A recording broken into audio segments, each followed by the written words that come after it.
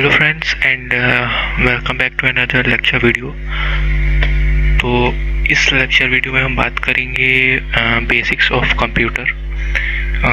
अगर आप एक बिगिनर हैं और कंप्यूटर सीखना चाहते हैं तो इस वीडियो को ज़रूर देखें। और अगर अभी तक आपने लाइक बटन नहीं दबाया है तो लाइक बटन को जाके दबाइए और लाइक को ब्लू करिए और मेरे चैनल को सब्सक्राइब ज़रूर करिए ताकि आपको लेटेस्ट अपडेट मिलते रहें, और बेल का आइकन ज़रूर दबाइए। तो हम आगे बढ़ते हैं। तो आज की इस लेक्चर वीडियो में हम क्या क्या कवर करने वाले हैं, टॉपिक्स जो है हमारे क्या होने वाले हैं वो हम यहाँ पे देख लेते हैं। तो हमारा जो सबसे पहला जो टॉपिक होगा वो होगा व्हाट इज़ कंप्यूटर, कंप्यूटर क्या है। सेकेंड जो टॉपिक है what is data. Third what is information. Fourth one difference between data and information. The fifth one is functional component of a computer, and the sixth one is hardware, and the seventh one is software. तो इस video में हम इतने 7 part की बात करेंगे, और जो इसका सेकंड पार्ट होगा उसमें हम बाकी के रिमेनिंग जो टॉपिक्स हैं उनकी हम बात कर लेंगे। तो नेक्स्ट हम बढ़ते हैं व्हाट इज़ कंप्यूटर पर। Okay, what is computer? So a computer is an electronic device that perform a variety of operation. तो एक कंप्यूटर जो है एक इलेक्ट्रॉनिक डिवाइस है जो एक बहुत सारी इंफॉर्मेशन को करने में सक्षम रहती है। तो बहुत सारे जो ऑपरेशंस होते हैं वो एक कंप्यूटर कर सकता है। So these operations are done on the set of instruction called program. तो ये जो ऑपरेशन होते हैं वो सेट ऑफ इंस्ट्रक्शन के बेसिस पे काम करते हैं। उन सेट ऑफ इंस्ट्रक्शन को हम बोलते हैं प्रोग्राम। तो समझ लेते हैं प्रोग्राम और सेट ऑफ इंस्ट्रक्शन का फंडा क्या है। तो मैंने जावा लैंग्वेज की बेसिक्स थोड़ी सी सीखी थी, तो उसमें मैंने बहुत से प्रोग्राम के साथ प्रोग्राम बनाए थे। तो वहाँ से मेरे को ये कुछ पॉइंट्स मिले हैं आपको एक्सप्लेन करने के लिए, तो मैं उनको यहाँ रख के एक्सप्लेन कर सकता हूँ। I hope you will understand. So let's suppose मैंने एक इंस्ट्रक्शन यानी कि एक कोड अपने जो जावा का जो एडिटर है उसमें लिखा। फॉर एग्जांपल ये पहला इंस्ट्रक्शन है, ओके। देन मैंने एक और इंस्ट्रक्शन लिखा यानी कि एक और कोड लिखा, फिर मैंने एक और इंस्ट्रक्शन लिखा यानी कि एक और कोड लिखा। तो ये जो मेरे 3 इंस्ट्रक्शन हैं इनको अगर मैं एक साथ जोड़ दूं, एक साथ ऐड कर दूं, तो ये मेरे क्या बन जाएंगे, सेट बन जाएंगे। ये क्या बन गए, सेट बन गए। किस चीज़ के सेट, इंस्ट्रक्शन यानी कि ये क्या बन गए, सेट ऑफ इंस्ट्रक्शन। अब सेट ऑफ इंस्ट्रक्शन को हम क्या बोलते हैं, प्रोग्राम। तो ये पूरा पहला इंस्ट्रक्शन, दूसरा इंस्ट्रक्शन, तीसरा इंस्ट्रक्शन, इन पूरे को मिलाकर हमारा क्या बना, एक प्रोग्राम। नाउ इस प्रोग्राम के ऊपर ही ये कंप्यूटर काम करता है, राइट। ये प्रोग्राम में जो भी इंस्ट्रक्शन लिखे होंगे उन्हीं के बेसिस पे जो हमारा कंप्यूटर है वो वर्क करेगा, right? Okay, now the third one is they can process and access data millions times faster than humans. तो ये तो ऑब्वियस सी बात है कि कंप्यूटर जो है कैलकुलेशंस या फिर कोई भी काम होता है वो हमारे ह्यूमन से मिलियन टाइम फास्टर कर लेते हैं। अगर हमें 2 करना होगा तो हम इसको 1 सेकेंड में करेंगे, लेकिन ये जो कंप्यूटर होगा वो 0.11 मिली सेकेंड में कर देगा। यानी कि इसने कितना जल्दी कर दिया। तो सोचिए कि ये तो एक बेसिक कंप्यूटर भी इतना कर लेता है, एक माइक्रो कंप्यूटर इतना कर लेता है, तो सुपर कंप्यूटर कितना तेजी से करता होगा। नाउ फोर्थ पॉइंट पे आते हैं, it can store data and information in its memory. तो मेमोरी की बात हम आगे करेंगे, मेमोरी पर भी एक इसी वीडियो में हमने बात करी है। तो अभी इस लाइन का मीनिंग समझ लेते हैं। It can store data and information in its memory. तो ये जो कंप्यूटर है वो डेटा को और इन्फॉर्मेशन को अपने मेमोरी जो है उसमें स्टोर करके रख सकता है। तो आप समझ रहे होंगे कि डेटा और इन्फॉर्मेशन तो सेम है, लेकिन ऐसा नहीं है, डेटा और इन्फॉर्मेशन सेम नहीं है। ये भी हम आगे चल के इसकी बात करेंगे। It is essential used as a data processor. तो जो कंप्यूटर है वो एसेंशियली एक डेटा प्रोसेसर की तरह हम यूज़ करते हैं। डेटा प्रोसेसर मतलब कि मान लीजिए हमारे पास एक डेटा है, उसको प्रोसेस करना है, तो उसको प्रोसेस करवाने के लिए उसको एग्रीशिएट करवाने के लिए हमें इस कंप्यूटर का यूज़ करना पड़ता है। तो डेटा प्रोसेसर यही है। तो ये तो था what is computer. And next topic पर हम बढ़ते हैं। What is our next topic? Next topic is what is data. Data क्या है? What is data? Okay, what is data? Data क्या है? तो data refers to terminologies means raw facts and figures। तो कंप्यूटर में जो डेटा है वो एक टर्म है। टर्म हम ऐसे लिखते हैं TERM, लेकिन जो टर्म की फुल फॉर्म होती है वो होती है टर्मिनोलॉजी।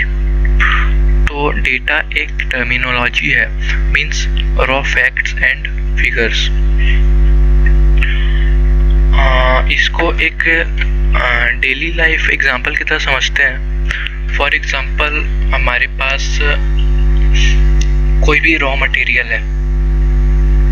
फॉर एग्जांपल हमने सीड ले लिया, ओके, ये हमारा सीड है। सीड को हमने उगाया तो हमारे पास हमको क्या मिलेगा? फॉर एग्जांपल ये वीट की सीड है तो हमें वीट मिल जाएगी, राइट। तो ये जो वीट है ये हमारा रॉ मटेरियल है, और रॉ मटेरियल को कंप्यूटर की लैंग्वेज में क्या कहा जाता है? डेटा। तो अगर हम इसी एग्जांपल को कंप्यूटर में लें तो ये हमारा क्या बनेगा? ये जो वीट है ये हमारा डेटा बनेगा, राइट। फॉर एग्जांपल मोहन -132 8375, तो ये तो थे डेटा। एक नोट है यहाँ पे, data process to form information. तो हमने पहले भी ये बात करी थी कि इंफॉर्मेशन और डेटा अलग अलग होते हैं। तो अब हम यहाँ पे बात कर लेते हैं कि ये होते क्या हैं और कैसे अलग अलग होते हैं, इनके क्या कैरेक्टरिस्टिक होते हैं और कैसे ये लोग अलग अलग होते हैं, क्यों अलग अलग होते हैं। तो मैं बता दूं कि जो डेटा होता है, फॉर एग्जांपल ये हमारा पहला डेटा है, ये हमारा दूसरा डेटा है, ये हमारा तीसरा डेटा है, राइट। तो हमने पहले दूसरे को ऐड कर दिया और दूसरे तीसरे को ऐड कर दिया, तो क्या बन गया? Data 1 plus data 2 plus data 3 equal to information 1, information raise to the power 1। ये हमारा बनेगा जब हम इन डेटा को मिलाएंगे। यानी कि कहने का सिंपल मीनिंग ये है कि जब हम डेटा को प्रोसेस करते हैं तो हमारा इंफॉर्मेशन बन के निकलती है। आगे हम इंफॉर्मेशन के बारे में पढ़ते हैं। What is information? What is information? So information is the processed form of data. जैसे कि मैंने पहले बताया था कि डेटा को हम जब प्रोसेस करते हैं तो हमारा इंफॉर्मेशन बनता है, ठीक है। और इंफॉर्मेशन क्या है? Process form of data, right. So data are aggregated and processed in various meaningful ways to form some information। इसका मतलब क्या है? जो हमारा डेटा है वो कुछ बीच में कुछ प्रोसेसेस से निकलता है, इसके बीच में कुछ प्रोसेसेस होते हैं, उन प्रोसेसेस से निकल के एक मीनिंगफुल इंफॉर्मेशन में कन्वर्ट हो जाता है, ओके। तो इसी साइकिल को, ये जो डेटा टू इंफॉर्मेशन का जो कन्वर्जन है उसको IPC यानी कि इंफॉर्मेशन प्रोसेस साइकिल कहते हैं, ओके। सो इंफॉर्मेशन प्रोसेस साइकिल में क्या होता है कि जो डेटा होता है, जो रॉ मटेरियल होता है, उसको हम फॉर एग्जांपल वीट था, बैक आते हैं हम, ये जो वीट था, ये जो सीड से बन के वीट आया है, वीट से हम क्या बनाते हैं, फ्लोर बनाते हैं, आटा बनाते हैं, फिर आटे से हम रोटी बनाते हैं, यानी कि चपाती बनाते हैं।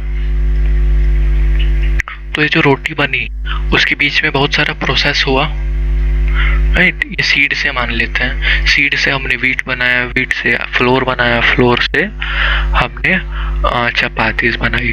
तो इसके बीच में जो ये प्रोसेस था, इस प्रोसेस को हम कहते हैं information process cycle.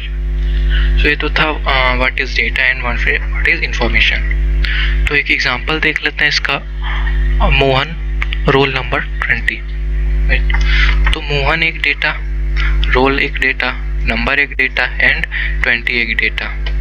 First, second, third and fourth, ये सारे डेटा को जब हमने ऐड अप कर दिया, इन सब का सम कर दिया, तो हमारा क्या बन के आया, इंफॉर्मेशन 1, राइट।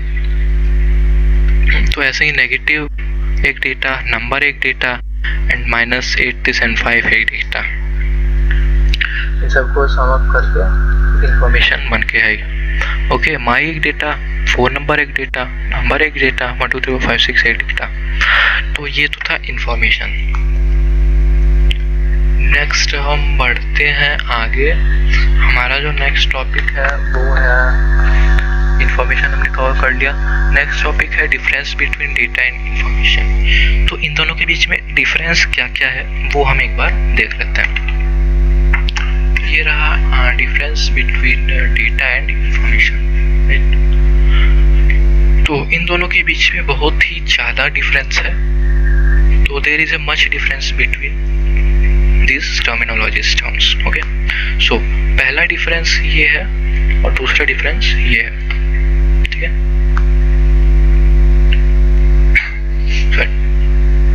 सो पहला डिफरेंस ये कहता है कि जो डेटा है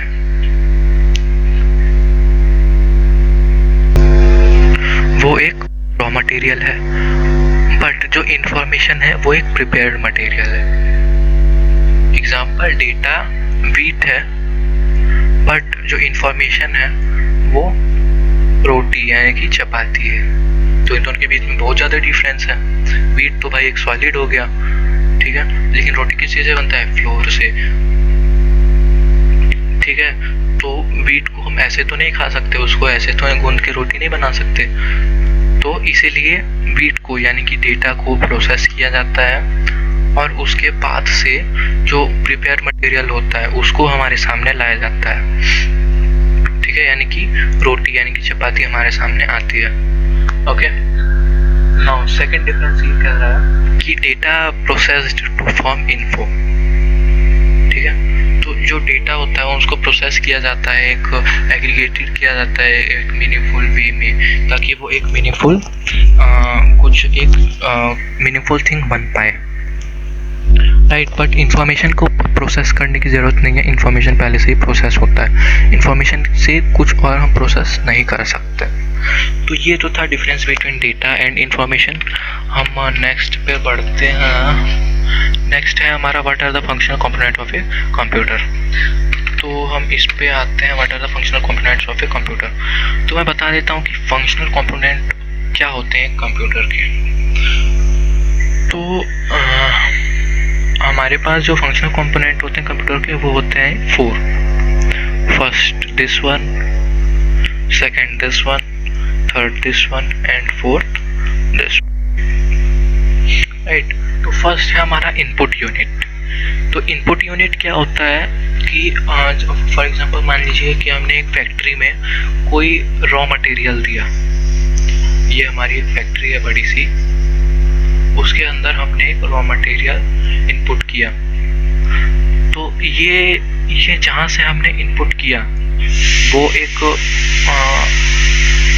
यूनिट बन गया, इनपुट का यूनिट बन गया, जहाँ से हम डेटा को इनपुट करते हैं, राइट। उसके बाद ये फैक्ट्री इसको प्रोसेस करेगा, ठीक है, फैक्ट्री प्रोसेस करेगा, दूसरी फैक्ट्री ले जाएगा, दूसरी मशीन में ले जाएगा। प्रोसेस करने के बाद हमें क्या मिलेगा, आउटपुट मिलेगा, और आउटपुट जहाँ से मिलेगा वो उस यूनिट को बोलेंगे हम आउटपुट यूनिट। ये तो था हमारा इनपुट यूनिट और ये था हमारा आउटपुट यूनिट। अब इसके बीच में जो प्रोसेस हुआ वो मशीन्स का काम था। तो ये जो मशीन्स हैं वो कंप्यूटर में होते हैं सेंट्रल प्रोसेसिंग यूनिट, यानी कि CPU। तो CPU को एक तरह से कंप्यूटर का ब्रेन भी कहा जा सकता है, क्योंकि जितना भी वर्क होता है वो सब CPU ही करता है। ठीक है, अब मेन मेमोरी क्या है? तो मेन मेमोरी क्या होती है आगे हम बताएंगे, इसको आगे डिस्कस करेंगे मेमोरी, मेन मेमोरी के बारे में। ओके, तो अभी हम सेंट्रल प्रोसेसिंग यूनिट के यानी कि CPU के बारे में समझ लेते हैं। आई होप आपको ये वाला समझ में आ गया होगा। ये पार्ट अगर ना आया हो तो वीडियो को बैक करके वापस से आप समझ सकते हैं। नेक्स्ट हम आ गए हैं सेंट्रल प्रोसेसिंग यूनिट यानी कि CPU पर। तो CPU क्या है? CPU is a control centre for a computer. CPU और सेंट्रल प्रोसेसिंग यूनिट एक कंट्रोल सेंटर है कंप्यूटर का। फॉर एग्जांपल हमारा ब्रेन है, वो हमारे पूरे बॉडी को कंट्रोल करता है, हमें क्या कब करना है। हमारे जो नर्वस सिस्टम है, ओके, जो हमारा रिफ्लेक्स एक्शन है, हम जैसे फॉर एग्जांपल हमारा गर्म पानी में या गर्म चाय में हाथ चले जाता है तो वो अचानक से बैक हो जाता है। हम तो नहीं करते हैं, अचानक से बैक होता है, इसको कहते हैं रिफ्लेक्स एक्शन। तो ये भी हमारे एक माइंड का वर्क है। अभी हम अपने टारगेट से भटक रहे हैं, वापस कंप्यूटर पे आ जाते हैं। तो CPU का भी एक वही काम होता है, एक वो कंप्यूटर का ब्रेन होता है। So it guides govern it performance. ठीक है, तो जैसे कि हमारा ब्रेन हमें गाइड करता है, वैसे ही कंप्यूटर में CPU कंप्यूटर को गाइड करता है और उसकी परफॉर्मेंस को कंट्रोल करता है। ओके, बोलते हैं ना कि हमारी जो परफॉर्मेंस है कंप्यूटर की वो इंक्रीज करनी है, ये करना है, वो करना है, तो वो CPU पे डिपेंड करता है। और CPU कोर्स पे डिपेंड करता है कि आपके कितने कोर्स वाले हैं, क्वाड कोर, डुअल कोर और ऐसे ही बहुत सारे कोर्स होते हैं। ये i3, i5, i7, i9, इन सब पे ये जो प्रोसेसर होते हैं इन पे ये परफॉर्मेंस डिपेंड होती है। ओके, कुछ रैम पे भी डिपेंड होती है, वो हम आगे बात करते हैं। तो ये तो मैंने बता ही दिया था कि it is the brain of the computer and it has 3 main components. तो जो CPU होता है उसके 3 मेन कंपोनेंट होते हैं, 1, 2 एंड 3। इनको हम आगे देखते हैं। ओके, तो हम यहाँ पे डिस्कस करने वाले हैं CPU के 3 कंपोनेंट्स।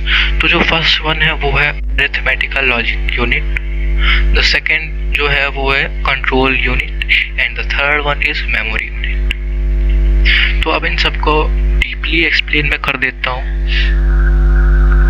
तो अरिथमेटिकल लॉजिक यूनिट क्या है? फॉर एग्जांपल आपने अपने कंप्यूटर को कोई एक ऐसा ऑपरेशन दे दिया जिसमें कि मान लीजिए 2 + 2 करने को दे दिया, कोई सम करने को दे दिया या कैलकुलेशन करने को दे दिया। ठीक है, तो ये जो हमने इनपुट किया, फॉर एग्जांपल हमने इनपुट किया 2 + 2, तो ये कौन सी यूनिट में जाएगा? ALU यानी कि अरिथमेटिकल लॉजिकल यूनिट में जाएगा, राइट। तो ये वाला जो यूनिट होता है वो ओनली कैलकुलेशंस के लिए होता है। जो भी आपको कैलकुलेशंस करनी हो, जो भी आपको लॉजिकल काम करना हो, वो इस यूनिट में होगा। यहाँ मैं लिख देता हूँ L यानी कि लॉजिकल वर्क। ओके, नाउ ये तो हमारा फर्स्ट वन था arithmetical logic unit. Second one पे आते हैं कंट्रोल यूनिट।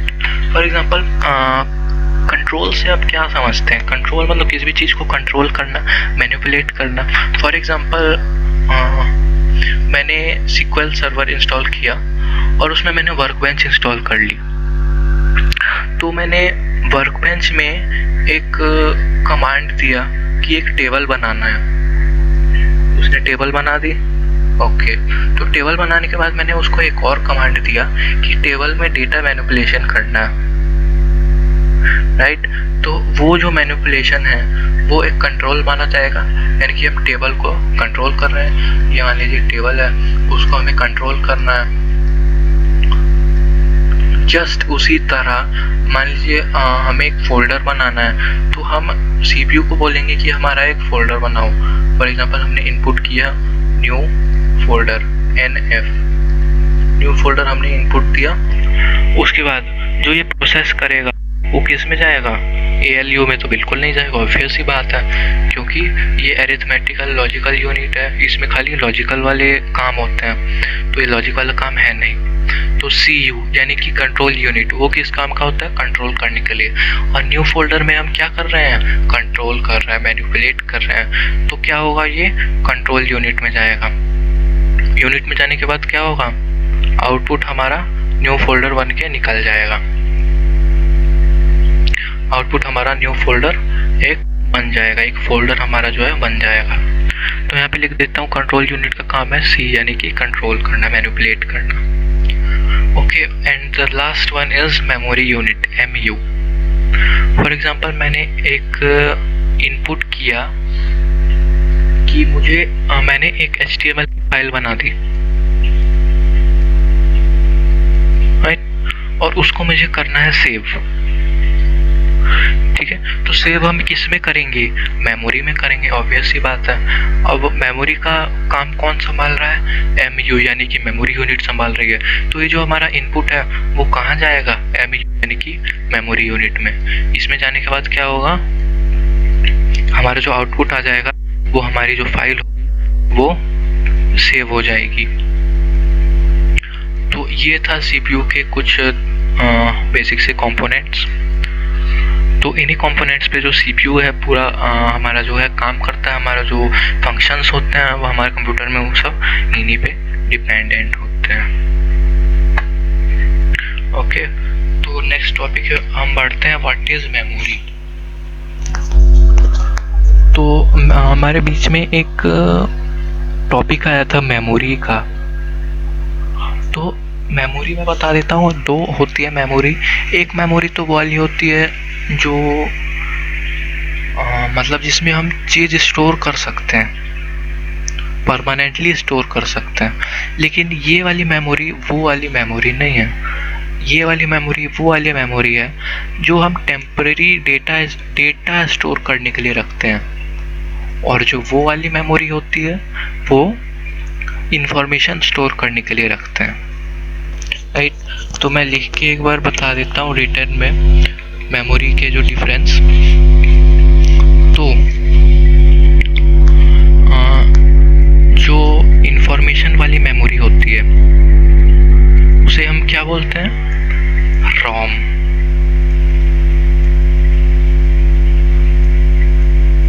राइट, जिसमें हम इंफॉर्मेशन सेव करते हैं उसे हम बोलते हैं रोम। और जिसमें हम डेटा स्टोर करते हैं, टेम्पररी डेटा स्टोर करते हैं, वो होता है रैम।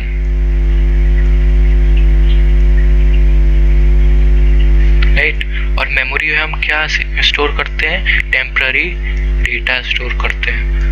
तो टेम्पररी डेटा स्टोरेज का दूसरा नाम क्या है? रैम। यानी कि इस मेमोरी को हम दूसरा और क्या बुला सकते हैं? रैम। तो मेमोरी या फिर रैम। तो अब हम समझते हैं कि ये मेमोरी या रैम है क्या। तो रैम और memory is the faculty for the CPU।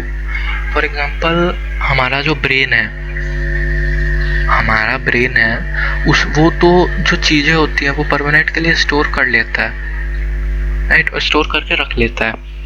जब हम सो जाते हैं तब भी वो हमारे दिमाग में रहता है, उठते हैं तब भी हमारे दिमाग में रहता है, या हमारा एक्सीडेंट हो जाता है या कुछ भी हो जाता है तब भी वो परमानेंट हमारे दिमाग में रहता ही रहता है।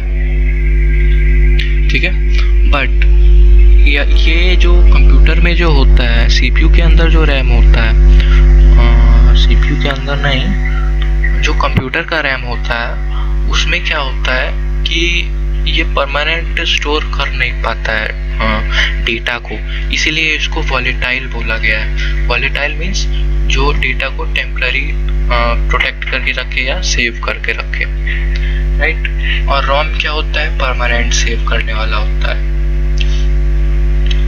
ठीक है, तो फॉर एग्जांपल मान लीजिए कि आपका सपोज आपका जो कंप्यूटर है वो शट डाउन हो जाता है और आपके कंप्यूटर पे क्रोम या फिर वर्ड या फिर म्यूजिक कुछ भी खुला हुआ है, तो वो अभी किस में सेव हो रखा है? रैम में सेव हो रखा है, नॉट इन रोम।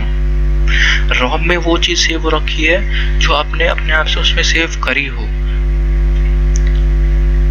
ठीक है। और किसी एप्लीकेशन का स्टेट तो हम सेव नहीं कर सकते, जो उसकी स्टेट होगी वो वैसी ही रहेगी।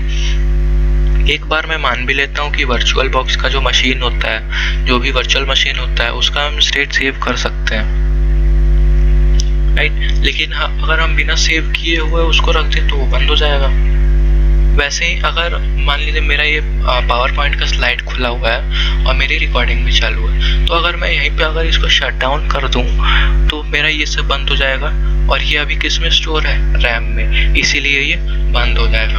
अगर मैं इसको सेव कर देता हूँ अपने रोम में तो मेरा ये प्रेजेंटेशन यहीं का यही रहेगा, बस मेरा पावर पॉइंट शट डाउन हो जाएगा। तो रैम और रोम में यही फ़र्क है। अब हम देख लेते हैं कि ये रैम काम कैसे करता है। इसको मैं इरेज कर देता हूँ ताकि अच्छे से समझ आए।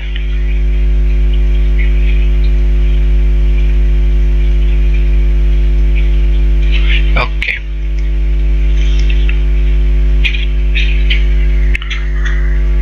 तो ये जो डायग्राम दिख रहा है ये एक रैम है, ये एक कंप्यूटर रैम है। ओके, तो कंप्यूटर रैम में सेल्स होती हैं। सेल तो जानते ही होंगे, छोटे छोटे डिब्बे होते हैं। तो वो सेल की जो काउंटिंग होती है वो 0 से स्टार्ट होती है और बढ़ते जाती है 1 2 3 4 5 6 7 8 9 10। तो यहाँ पे मैंने 3 सेल बनाए हैं। ये जो है सेल, ये 0 सेल है, ये फर्स्ट सेल है एंड ये सेकेंड सेल है। तो 0 सेल में जैसा कि इसमें देख पा रहे हैं, इसमें मैंने 1 0 1 0 1 0 1 0 ऐसे ऐसे डेटा इनपुट कर रखे हैं। तो मैं समझा देता हूँ 1 0 ही क्यों रखे हैं, 2 3 4 क्यों नहीं रखे हैं। तो जैसे कि एक रैम है, तो रैम बहुत सारे इलेक्ट्रॉनिक कंपोनेंट से मिलकर बनता है। फॉर एग्जांपल कैपेसिटर है, ट्रांजिस्टर्स है, इन सब से मिलकर बनता है। रजिस्टर्स हैं, बहुत सारे इसमें होते हैं, आईसी हो गए, ठीक है। तो रैम जो होता है इन सारी चीज़ों से मिल करके बनता है, ठीक है। अब इनमें जब इसको रन करते हैं तो इसमें वोल्टेज आता है, और वो वोल्टेज दो ही स्टेट में हो सकता है, या तो हाई या फिर लो। तो जब हम हाई वोल्टेज करते हैं तो हमारा जो वर्क होता है वो चालू हो जाता है। जब हम लो वोल्टेज करते हैं तो हमारा जो वर्क होता है वो बंद हो जाता है। तो ये ऐसे ऐसे एल तो हम रैम को बता नहीं सकते, कंप्यूटर को बता नहीं सकते, क्योंकि कंप्यूटर जो है अपनी स्पेसिफिक एक लैंग्वेज समझता है। तो उसको बताने के लिए हम उसका वोल्टेज हाई लो करने के लिए एक बाइनरी डिजिट्स होते हैं 0 और 1, 0 एंड 1, यानी कि ऑफ। 0 का मतलब होता है ऑफ एंड 1 का मतलब होता है ऑन। तो अगर हमें हाई करना हो, यानी कि हमें वोल्टेज ऑन करना होगा, और ऑन करने के लिए हम क्या करते हैं, 1 डेटा इनपुट करते हैं। अगर हमें लो वोल्टेज करनी होगी, यानी कि बंद करना होगा, तो हमें ऑफ बताना होगा इसको कि ऑफ करना है। तो ऑफ के लिए हम कौन सा डिजिट यूज़ करेंगे, 0। तो मैंने इसमें यही 0 1 0 1 के बाइनरी डिजिट इनपुट करे हुए हैं। ओके, तो अब इसमें है क्या कि इसमें 1 और 0 के अलावा कोई भी डिजिट यूज़ नहीं हो सकता। ओके, तो ये सेल के अंदर जो एक एक इंडिविजुअल डिजिट है, एक पर्टिकुलर डिजिट है, उस डिजिट को हम कहते हैं बिट्स। ओके, और एक रैम में 8 सेल, एक रैम के एक सेल में 8 ब्लॉक्स होते हैं। ये पूरा एक रैम है, ये उसका एक सेल है, ये इसका दूसरा सेल है, और ये इसका तीसरा सेल है। उस सेल में 8 ब्लॉक्स होते हैं, 1 2 3 4 5 6 7 एंड 8। तो ये 8 ब्लॉक्स है। उन 8 ब्लॉक्स में जो भी डिजिट होता है वो 0 और 1 में होता है, और उस पूरे सेल को हम उस पूरे सेल का जो वैल्यू होता है वो कौन सा वैल्यू होता है? 8 बिट्स। अगर मैं इसमें खाली 1 रखूं और ये सब हटा दूं 0 1 0 1, खाली पहले ब्लॉक में 1 रखूं, यानी कि ये मेरा क्या हो जाएगा? 1 बिट हो जाएगा। बट मैंने आठों में एक एक इन्फॉर्मेशन दी हुई है हाई लो करने का, तो वो क्या हो जाएगा? 8 बिट्स हो जाएगा। और 8 बिट्स कितना होता है? 1 बाइट।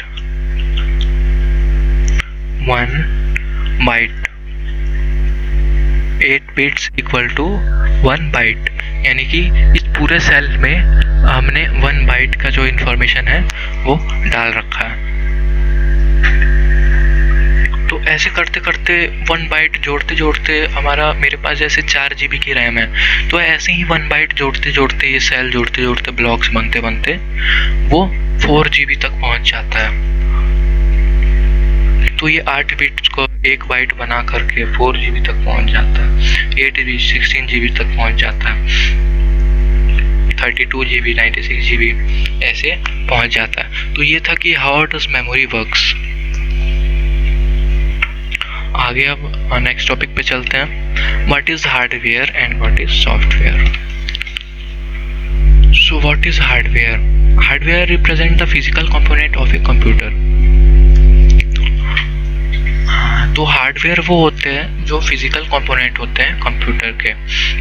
फिजिकल कंपोनेंट मतलब जिनको हम टच कर सकते हैं और जिनको हम देख सकते हैं, ठीक है, महसूस कर फील कर सकते हैं, ठीक है। तो फिजिकल कंपोनेंट वो होते हैं, फिजिकल कंपोनेंट हार्डवेयर, राइट। तो हार्डवेयर को हम छू भी सकते हैं, देख भी सकते हैं, उसको कैरी कहीं भी कर सकते हैं। फॉर एग्जांपल सीपीयू इतना छोटा सा एक स्क्वायर सा होता है, उसके ऊपर लिखा होता है, कुछ लिखा होता है। जैसे मेरा इंटेल का है, मेरा i3 है, मेरा i3 का प्रोसेसर है, वो सब लिखा होता है, यहाँ पे इंटेल लिखा हुआ होता है।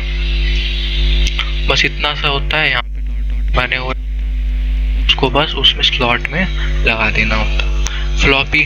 फ्लॉपी एक इतनी बड़ी सीडी टाइप की होती है, सीडी गोल तो नहीं होती है, वैसे रेक्टेंगुलर में शायद होती है। और हार्ड डिस्क तो देखी होगी, रेक्टेंगुलर में होती है, बीच में एक सीडी होती है। मेरे पास 1 TB की हार्ड डिस्क है, तो उसको क्या होता है, हम देख सकते हैं, छू सकते हैं, ठीक है। तो इसमें कोई दिक्कत नहीं है। आगे हम बढ़ते हैं सॉफ्टवेयर्स पे। What is software?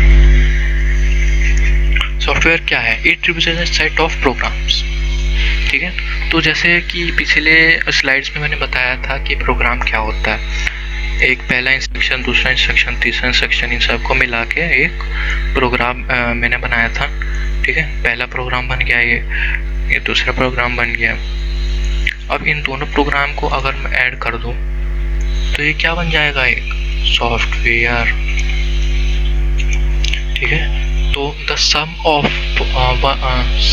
2 or more program is called software, okay. तो set of instruction equal to program and set of programs equal to software, right. So this set performs calculation, ठीक है। तो ये जो सेट होते हैं programmes के, यानी कि ये जो सॉफ्टवेयर है वो कुछ कैलकुलेशंस को परफॉर्म करता है, ठीक है। Govern the operation of the computer system. तो ये कंप्यूटर सिस्टम के ऑपरेशंस को कंट्रोल करता है, ठीक है। और जो हार्डवेयर होता है उनको कंट्रोल करने में उसकी मदद करता है, ठीक है, चलने में मदद करता है। सॉफ्टवेयर 3 कैटेगरी में बांटे गए हैं: operating system, language processor and application software. तो अभी जो वीडियो है वो 35 मिनट अप्रॉक्स की बन गई है, तो ये वीडियो कुछ ज़्यादा लंबी हो गई है। तो हम इस जो हमारा ये कोर्स है, लेक्चर है, इसको हम आगे कंटिन्यू करेंगे सेकंड पार्ट में। अगर आपको सेकंड पार्ट चाहिए तो प्लीज़ मेरे चैनल को सब्सक्राइब करके घंटे का बटन ज़रूर दबाइए और ऑल पे क्लिक कर दीजिए, ताकि आपको सारे लेटेस्ट अपडेट मेरे चैनल से मिलते रहें। और लाइक का बटन ज़रूर दबाइए। Thanks for watching.